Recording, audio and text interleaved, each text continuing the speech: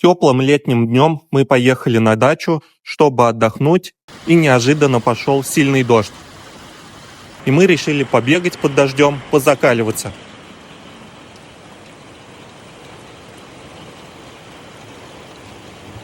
Ощущения были супер.